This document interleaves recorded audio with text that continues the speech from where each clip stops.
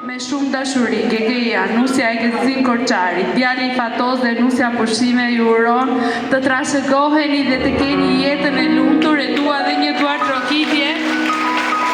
Ti përshëndesni, kemi në anën tjetër të telefonit.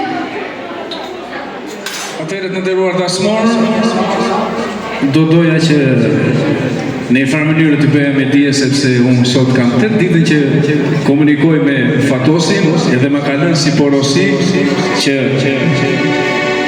kur tjetë porosia ime dua këngën e Xhaxhait. Ju lutem, ju ftoj në valle masivisht.